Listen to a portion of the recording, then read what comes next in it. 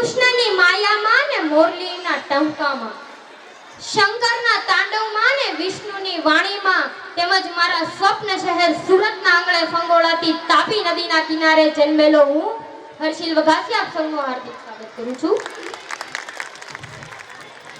કહેવાય છે કે શબ્દ એક શોધું ત્યાં સંહિતા નીકળે, કૂવો એક ખોદું ત્યાં સરિતા નીકળે।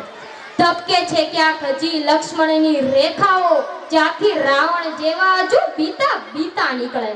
અજબરતા શિર છે આ ભારત ભૂમિની, કે વાવો મહાભારત ને ભગવદ ગીતા નીકળે।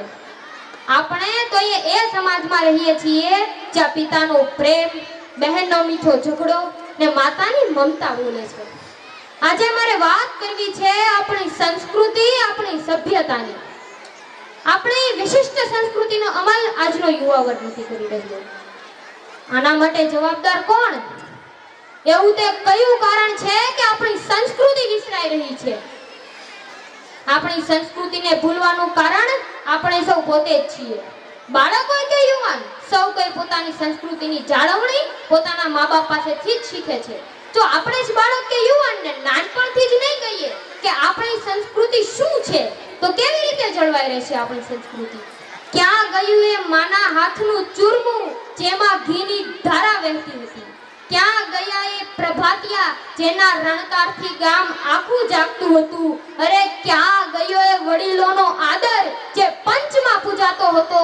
અરે ક્યાં ગયો એ પરિવારનો સ્નેહ જે એક સાથે સ્ટેટસમાં મુકાતો હતો? અરે ક્યાં ગયો એ દૂધની બળીનો સ્વાદ જે અત્યારની રબડીમાં નથી? અને ક્યાં જાય છે અમારા યુવાનો કે જે સંસ્કૃતિ વિસરી રહ્યા છે?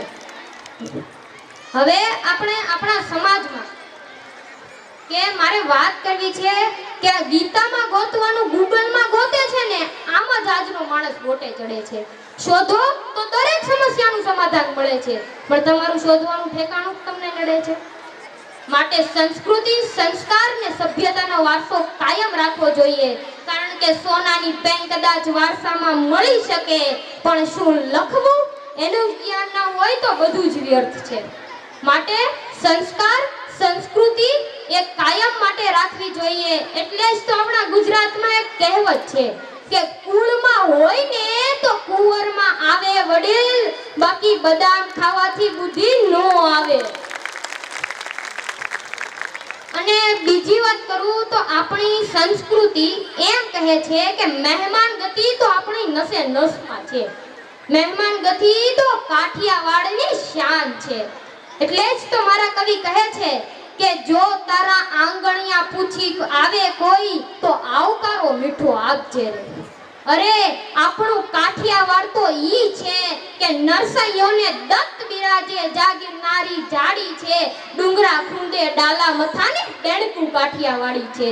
સંત સુરાન દાતારો વળી સુદા માને કેમ ભૂલું, મરી જાવ પણ માગું નહીં ટેક કાઠિયાવાડી છે।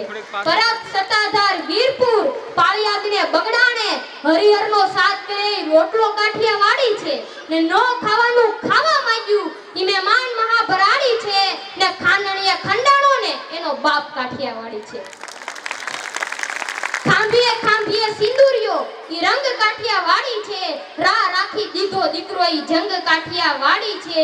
ગોકુળિયામાં ગોઠું નોતું ને મથુરા મેલી ભાગ્યો તો, એ કાનુડા તને ગોકુળિયામાં ગોઠું નોતું ને મથુરા મેલી ભાગ્યો તો, રણ જઈને રણ છોડ થયો એ કૃષ્ણ કાઠિયાવાડી છે।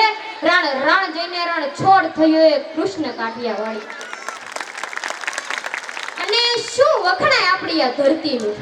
તો કે વચન રામનું વાસળી કૃષ્ણની, રૂપ રાધાનું શક્તિ સીતાની, ભક્તિ મીરાની, ધર્મ યુધિષ્ઠિરનો રીત રઘુકુળની, પ્રતિજ્ઞા ભીષ્મની, દાન કરણનું બાણ અર્જુનનું, બળ ભીમનો, કૂદકો હનુમાનનો, શંખ સોમનાથનો, ગરબી ગોપનાથની ને જાત્રા જૂનાગઢની, વિરાણુ હતા ધારનું, તાજિયા પીપળના ને સફરજન શિમલાના, કંઠ કોયલનો, ચાંદ પોપટની, ડોક જીરાફની, કળા મોરની, માળો ઉગીનો, પાંખો બગલાની, ભૂસડી કૂતરાની, નજર બાજની, ઝડપ ચિતાની, ગાય ગેંડી, ભેં વળતની, ઘોડી પાચાની, હાંડિયો મારવાડનો ને માણા કાઠિયાવાડનો। તો અસ્તુ, જય શ્રી કૃષ્ણ।